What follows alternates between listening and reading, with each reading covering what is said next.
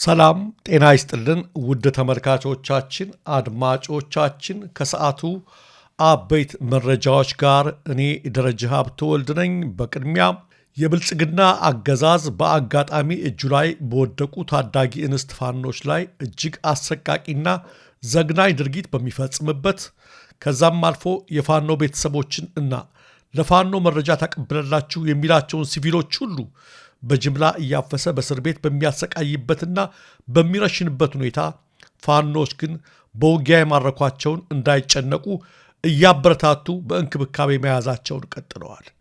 እንደ መግቢያ በወሎ የተለያዩ ግንባሮች ባለፉት ቀናት በተደረጉ አውደ ውጊያዎች የተማረኩት የመከላከያ ሰራዊት አባላት ራሳቸውን በዘፈን ሲያበረታቱ እናያቸው።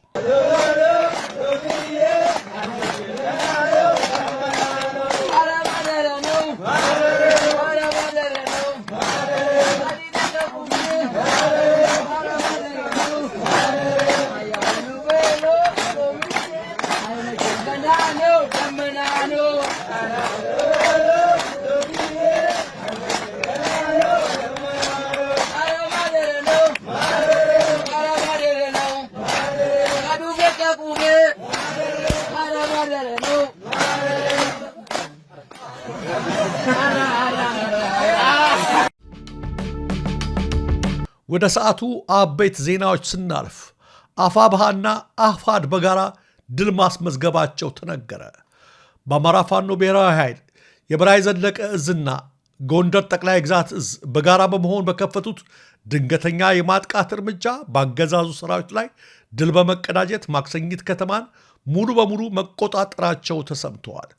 በአማራ ፋኖ ብሔራዊ ኃይል በላይ ዘለቀ እዝ ዳግማዊ ቴዎድሮስ ኮር ስር የሚገኘው ጥቁር አንበሳ ክፍለ ጦርና በአማራ ፋኖ ህዝባዊ ድርጅት ጎንደር ጠቅላይ ግዛት ስር የሚገኘው የአፄዎቹ ክፍለ ጦር ዛሬ ጥቅምት 20 ቀን 2018 ዓ.ም ከንጋት ጀምሮ ባደረጉት ተጋድሎ በማዕከላዊ ጎንደር ዞን በጎንደር ዙሪያ ወረዳ ስር የምትገኘውን ማክሰኝት ከተማን ሙሉ በሙሉ በቁጥጥራቸው ስር ማስገባታቸውን የአፄዎቹ ክፍለ ጦር ህዝብ ግንኙነት ክፍል አረጋግጠዋል። በዚህ አውደ ውጊያ በርካታ ቁጥር ያላቸው የአገዛዙ ወታደሮች ሙትና ቁስለኛ መሆናቸው የተገለጸ ሲሆን ብዛት ያለው የነፍስ ወከፍና የተወሰነ ከባድ መሳሪያ በምርኮ ገቢ መደረጉ ተመልክተዋል።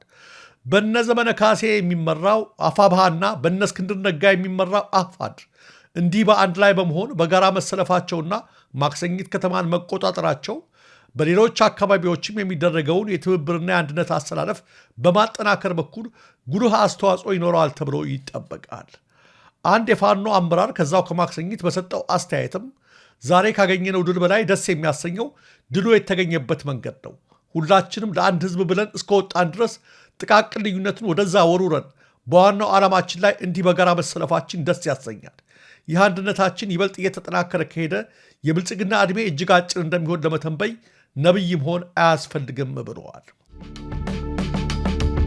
ይህ በእንዲህ እንዳለ የብልጽግና አገዛዝ ሰራዊት ከየምድባቸው እየከዱ የፋኖ ኃይሎችን መቀላቀላቸውን እንደቀጠሉ ናቸው። ከዘመቻ አባናደው መጠናቀቅ በኋላ ከተለያዩ የክልሉ አካባቢዎችና አዞች ወደ ወሎ ቤተ አማራ የገባው የአገዛዙ ሰራዊት እየፈረሰና እየኮበለለ በተለይም የምኒልክ እዝም በስፋት እየተቀላቀለ እንደሆነ በምስል ተያይዞ የደረሰን መረጃ ያመለክታል።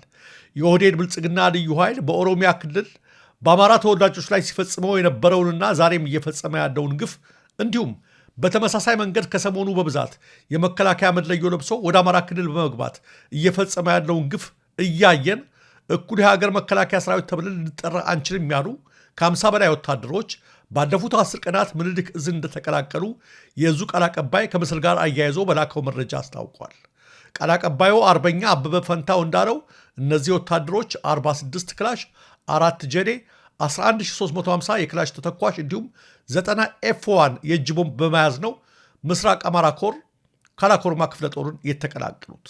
ፋኖን ከተቀላቀሉት ከነዚህ የሰራዊቱ አባላት መካከልም አንድ ሬጅመንት አመራር፣ 6 ሻምበል መሪና 5 ምክትል ሻምበል መሪ አመራሮች ይገኙበታል ተብሏል።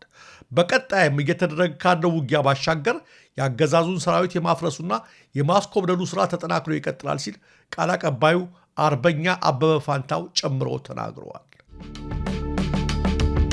በተመሳሳይ ሻለቃ መሪውንና ብሬን ተኳሹን ጨምሮ 11 የሚሊሻ አባላት በትናንትናው ዕለት ከነሙሉ ትጥቃቸው ምኒልክ እዝን ተቀላቅለዋል።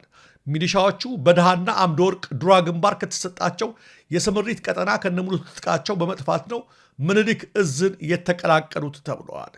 የብአዴን ቡድን የቁርጥ ቀኖቼ በሚል የማንበኳሻቸው የሚሊሻ አባላቱ በህዝባቸው ላይ የሚፈጸመውን ግፍና በደል ተቃውመው የአማራ ፋኖ ብሔራዊ ኃይል ምስራቅ አማራ ቀጠና ምኒልክ እዝ ላስታ ጀነራል አሳምነው ጽጌ ኮስር የሚገኘውን ዋክሹም ብርጌድን ሲቀላቀሉ ደማቅ የሆነ ወታደራዊ አቀባበል እንደተደረገላቸው እዙ አስታውቋል። ሚሊሻዎቹ 1 ስኪ፣ 1 ምንሽር፣ 1 M40፣ 8 ክላሽንኮቭ መሳሪያ፣ 330 የክላሽ ተተኳሽ፣ 6 ኤጅ ቦምብ፣ 40 የስኪና የምንሽር ተተኳሽና 11 የወገብ ትጥቅ እንደያዙ ነው ፋኖን የተቀላቀሉት። በዚሁ ጊዜ ሚሊሻዎቹ ሲናገሩ ለኦህዴድ ብልጽግና አገልጋይ ሆነው ለብአዴን ቡድን ተላላኪ በመሆን ከዚህ ቀደም በተሳሳተ መስመር ተሰልፈን በፈጸምነው ክህደት ተጸጽተናል። ለዚህም ነው የበደለውን ህዝባችንን ለመካስ ስንል ከነሙሉ ትጥቃችን ፋኖን የተቀላቀል ነው ብለዋል። በክህደትና በባንዳነት ባህር ተዘፍቆ ከመቅረት ይልቅ ቢረፍድም ሴራው በደንብ ሲገባን ወደ ትክክለኛው መንገድ መተናል ሲሉም ጨምረው ተናግረዋል። ከነዚህም መካከል የሚሊሻ አዛዡና የሚሊሻ ጠርናፊው ሻለቃ ምስጋና ወኔው፣ የሚሊሻ አመራሩ ኮንስታብል የኋላው ግርማይ፣ ብሬን ተኳሽ ወርቁ አዲሴን ጨምሮ ሌሎች 8 የሚሊሻ አባላት ይገኙበታል። የኤርትራው ፕሬዝዳንት ኢሳያስ አፈወርቂ ወደ ግብፅ አቀኑ። ፕሬዝዳንት ኢሳያስ የ5 ቀናት የሥራ ጉብኝት ለማድረግ በዛሬው ዕለት ወደ ካይሮ ማቅናታቸውን ከአስመራ የወጡ መረጃዎች ያመለክታሉ። ፕሬዝዳንት ኢሳያስ አፈወርቂ ዛሬ ለሥራ ጉብኝት ወደ ግብፅ ያቀኑትም በፕሬዝዳንት አብዱልፈታህ አልሲሲ ግብዣ መሰረት እንደሆነ ተገልጿል። ሁለቱም መሪዎች የሁለትዮሽ ግንኙነታቸውን የበለጠ የሚያሳድጉበት እንዲሁም የጋራ ጠቀሜታ ባላቸው ቀጠናዊና ዓለም አቀፋዊ ጉዳዮች ዙሪያ ይወያያሉ ተብለዋል። ሀዱሽን የምናስርበት ምንም ህጋዊ መሰረት ስለሌለን ለቀነዋል ሲል የኢትዮጵያ ፌዴራል ፖሊስ አስታወቀ።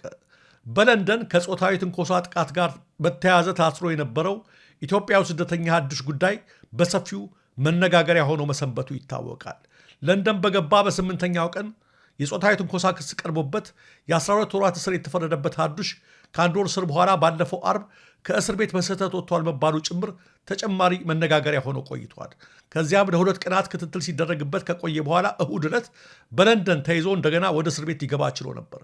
በዚሁ በሀዱሽ ጉዳይ የእንግሊዝ ጠቅላይ ሚኒስትር ጭምር አስተያየት የሰጡበት ሲሆን በመጨረሻም ተከሳሹ ሀዱሽ ወደ ኢትዮጵያ እንዲባረር ተወስኖ ይኸው ውሳኔ ተተግብረዋል።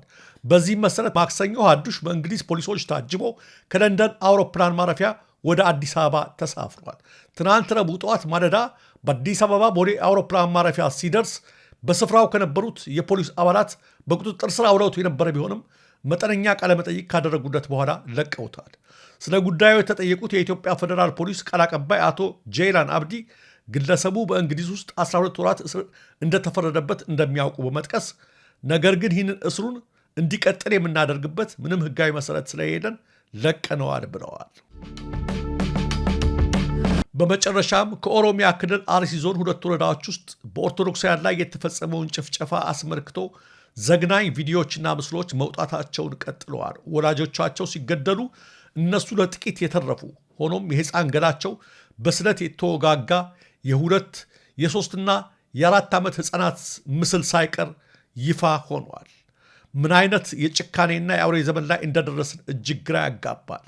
እንዲህ ያለ ግፍ ለተከታታይ ቀናት ተባብሶ በቀጠለበት ሁኔታ የቤተ ክርስቲያኗ አባቶችና በሁሉም አካባቢ ያሉ ምዕመናን ራሳቸው እስከ መቼ ነው ከንፈር በመምጠጥና በዝምታ የሚያዩት የሚሉ ግፊቶች፣ ወቀሳዎችና ጥሪዎች በማህበራዊ ሚዲያው እየቀረቡ ናቸው። የቤተ ክርስቲያኗ ልጆች በማህበራዊ ሚዲያው ላይ እያስተላለፏቸው ባሉ ቪዲዮዎችና ጽሑፎች በተለይ በጎቻቸው በየጊዜው በጭካኔ ሲታረዱ ድምፅ ማሰማት ተስኗቸዋል ባሏቸው በሃይማኖት አባቶች ላይ ቁጣቸውን እየገለጹ ይገኛሉ። ውድ ተመልካቾቻችን፣ አድማጮቻችን ስትከታተሉት የነበረው የሰዓቱ የደሬኒውስ መረጃዎች እነዚህ ነበሩ። ለትክክለኛ ለወቅታዊ ለፈጣን መረጃዎች እንዲሁም ለቁም ነገር አዘል ዝግጅቶች ደሬኒውስን ይከታተሉ። ኢትዮጵያ ሀገራችን፣ ምስራቅ አፍሪካችን በሰላም በአንድነት በሞገስ በነፃነት በፍቅርና በክብር ለዘላለም ይኑሩ።